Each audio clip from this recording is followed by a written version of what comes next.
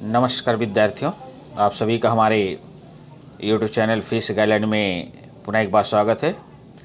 आज हम इस फिजिक्स गाइडलाइन में अध्ययन करेंगे कक्षा 11वीं भौतिकी के अध्याय 2 मापन एवं मात्रा के अंतर्गत विभिन्न समीकरणों का अनुप्रयोग।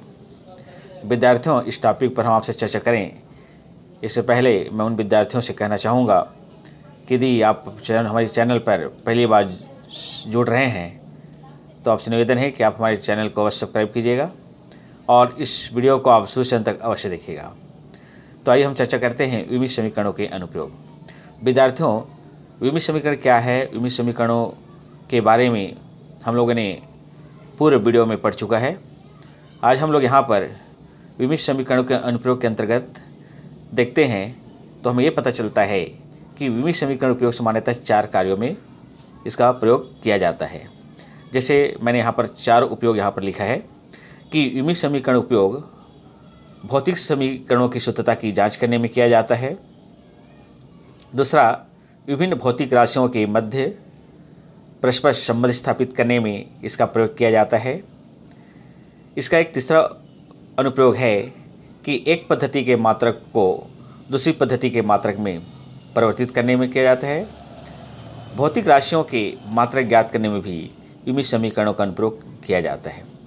लेकिन विद्यार्थियों, हम यहाँ पर विभिन्न समीकरणों के 4 उपयोग का अध्ययन हम नहीं करेंगे। केवल हम यहाँ पर कि इसके एक उपयोग भौतिक समीकरणों की शुद्धता की जांच करने में विभिन्न समीकरणों का उपयोग कैसे किया जाता है उसके बारे में हम चर्चा करेंगे। अन्य 3 का उपयोग हम नेक्स्ट वीडियो में इसकी चर्चा करेंगे।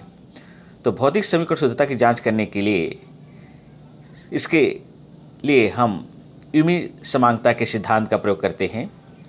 और विभिन्न समांगता के सिद्धांत ये कहता है कि शुद्ध भौतिक समीकरणों के दोनों पक्षों के प्रत्येक पद की जो विमाएँ होती हैं वह समान होती है, क्योंकि उन्हीं भौतिक राशियों को आपस में जोड़ा या घटाया जा सकता है जिनकी विमाएँ समान होती हैं। अतः किसी भौतिक समीकरणों की शुद्धता की जांच करने के लिए हम दिए गए समीकरण के दोनों पक्ष अर्थात बाएं पक्ष और दाएं पक्ष की विमाएँ ज्ञात करते हैं। और यदि दाएं पक्ष और बाएं पक्ष की विमाएँ यदि बराबर हो जाती हैं तो वह समीकरण बिल्कुल शुद्ध होता है, सही होता है, जिसे हम एक उदाहरण के द्वारा आसानी से समझ सकते हैं। जैसे कि एक प्रश्न है यहाँ पर कि गति के समीकरण S बराबर ut प्लस 1/2 एट स्क्वायर की शुद्धता की जांच कीजिए, जहां S विस्थापन, U प्रारंभिक वेग, A त्वरण तथा T समय है। तो विद्यार्थियों, इस समीकरण की शुद्धता की जांच करने के लिए हम क्या करेंगे? सबसे पहले समीकरण के बाएं पक्ष की विमाएँ अर्थात विमीय सूत्र निकालेंगे। उसके बाद फिर हम दाएं पक्ष की विमीय सूत्र निकालेंगे। और यदि बाएं पक्ष और दाएं पक्ष की विमीय सूत्र आपस में बराबर हो जाते हैं तो समीकरण बिल्कुल सही होगा। तो आइए हम इसके लिए इन दोनों पक्षों की विमाएँ क्रमशः बारी बारी से निकालते हैं। तो सबसे पहले हम इसके बाएं पक्ष अर्थात S, जिसे विस्थापन कहते हैं, की विमाएँ कैपिटल L होगा, क्योंकि विस्थापन लंबाई से संबंधित है। प्रारंभिक वेग U की विमाएँ L t का -1 घात होगा, क्योंकि हम जानते हैं वेग बराबर दूरी बटे समय होता है। समय t की विमाएँ कैपिटल T होगा। त्वरण A की विमाएँ LT-2 होगा, क्योंकि त्वरण बराबर होता है वेग बटे समय। और इस समीकरण में जो 1/2 है एक विमाहीन राशि है।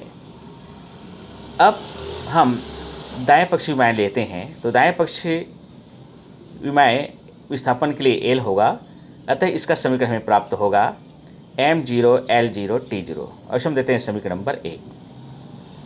इसी प्रकार हम बाएं पक्ष की विमाएँ निकालते हैं। और बाएं पक्ष की विमाएँ के लिए क्रमशः हम वेग, समय, त्वरण और समय की विमाओं को रखते हैं। तो हमें इस प्रकार के इस समीकरण प्राप्त होता है। इसके बाद हम क्या करते हैं? इस समीकरण में जो t की विमाएँ हैं उसको एक साथ लिखते हैं, क्योंकि आधार समान होते घातांक जुड़ते हैं। तो यहाँ पर 1 घात है, यहाँ पर +1 घात है, इसके साथ लिखते हैं तो LT-1 +1 होगा। इसके बाद इसमें भी हम t को विमाएँ के एक साथ लेते हैं तो LT-2 +2 होगा। अब यहाँ पर +1 -1 -2 + 1 को काटते हैं तो हमें प्राप्त होगा LT का घात 0 + LT घात 0। इन दोनों को जोड़ते हैं तो हमें प्राप्त होगा इस समीकरण लिखने के साथ 2m0 LT0, अर्थात यहाँ 2 एक विमेयहीन राशि है। अतः हम समीकरण 1 और 2 की तुलना करते हैं तो हमें पता चलता है कि इसके बाएं पक्ष और दाएं पक्ष की विमाएँ समान हैं। इसलिए हम कह सकते हैं कि जो समीकरण दिया गया है वो समीकरण बिल्कुल शुद्ध है, अर्थात सही है। तो विद्यार्थियों, आप इसी प्रकार के अन्य समीकरण शुद्धता की जांच आसानी से कर सकते हैं। बाकी के हम 3 उपयोग हम आपको हमारे YouTube चैनल के अगले वीडियो में बताएंगे और आप इस वीडियो को शुरू से अंत तक एक बार अवश्य देख लीजिएगा ताकि और आपको अच्छे समझ में आ जाए। और विद्यार्थियों, यदि आपको यह वीडियो अच्छा लगता है तो लाइक कीजिएगा, शेयर कीजिएगा और हमारे चैनल को सब्सक्राइब कीजिएगा। तो विद्यार्थियों, हम नेक्स्ट एक नए वीडियो के साथ आपके लिए हम पुनः उपस्थित होंगे। तब तक के लिए आप सभी को जय भारत, जय हिंद।